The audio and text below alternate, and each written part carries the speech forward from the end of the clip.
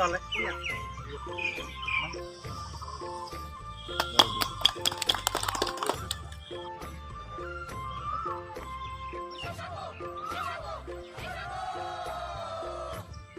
बर' फरायसा आफादनिफ्राय बोहैथि 2021 मायथाइनि जिथु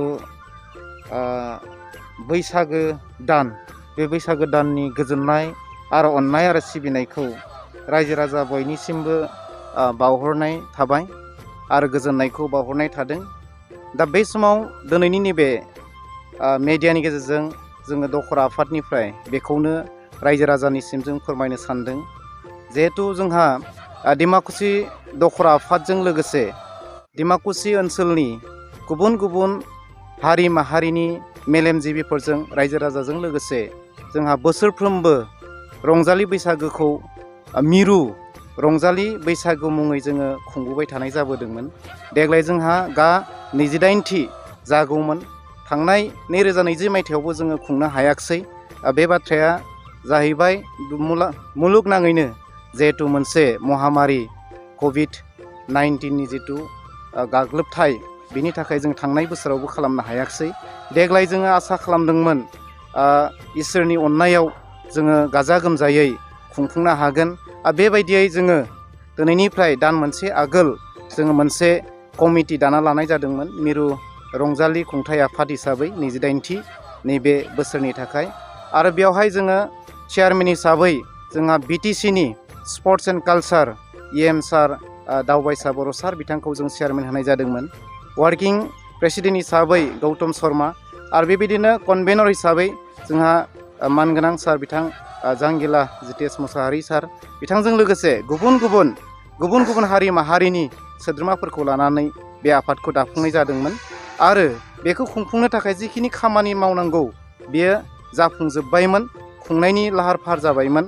बे साननैनि हाबाफारिमोन 29 आरो 30नि। नाथाय जोंहा जिथु भारत सरकार आसाम सरकार आरो लोगोसे जिथु आथिखालाव सोलिबाय थानाय जिथु बिथोन खान्थि बे बिथोन खान्थिखौनो जोङो मानिनानै दिनै जोङो बे हाबाफारिखौ जोङो दोनथ'नो सानबाय।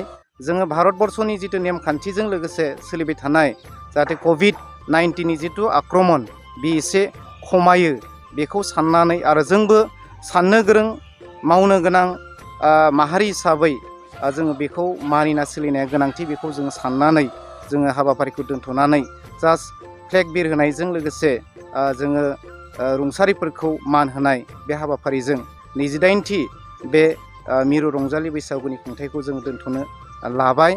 आरो बेजोंनो लोगोसे बेखौनो फोरमायनो सानदों जाहाथे फैबाय थानाय समाव दुलाराय जोंनि हारि माहारिनि साफ्रोमबो सुबुंफ्रा सरकारजों लोगोसे जि बिथोन खान्थि होनाय जादों बे बिथोन खान्थिखौ मानिनानै जाहाथे सोलियो। आरो फैबाय थानाय समाव जाहाथे बे महामारिनिफ्राय जोंनि सुबुंफ्रा रैखाथि मोनो बेखौ आनान गसाइनियाव आर'ज खालामनानै आङो नैबे दखरा आफादनि जानानै बयनिसिमबो गंग्लायै खावलायहरनाय थाबाय। थानाय जे डिमाकुसि दखरा बर' फरायसा आफादजों खुंजानाय बे मिरु रंजालि बैसागु खुंथाय आफादा एप्रिल दाननि 29 आरो 30 खालाराव खुंनो थिथा खालामनाय जाबायमोन। आरो बे मथेनो जोङो एसे जगार पातिबो थाखा फैसायबो एसे थिग जाजोब्बायमोन। दा नाथाय हरखाब सरकारनि बिथोन बायदियै जोङो बेखौ फिरफिला बिरहोनाय आरो जोंनि ओनसोलनि आरो हारिमुनि जि खामानि मावनानै जाय गेदेमाफ्रा रुंसारि जालांबाय बे रंजालि बैसागुखौ जोङो खुनु राजखान्थियारि जेबो फारागथि लालायाबासिनो गुबुन गुबुन धोरोम जातिफोर डिमाकुसि ओनसोलाव दङ।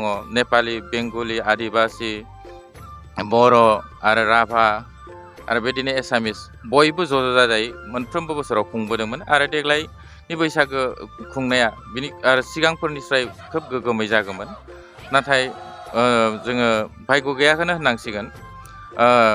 मुलुगनां जि सिमावग्लुंनाय कर'ना भाइरासनि थाखाय सरकारा खावलायनाय लेखा जोङो देग्लाय बे हाबाफारिखौ दोनथ'नाय जाबाय। आरो जिखिनि जोङो फैसा कालेक्सन जाबायमोन जोंनियाव बेखिनिखौ जों उननि समाव उननि नेक्स्ट बोसोरनि थाखाय दोननाय जागोन। ना खुरायफिननाय जागोन बेखौ जों सावरायनायनि गेजेरजों दिनै सावरायनायनि गेजेरजों थि खालामनाय जागोन आरो दोननाय जायोब्ला नेक्स्ट इयारनि थाखाय जों एकाउन्टआव सोनानै दोननाय जागोन।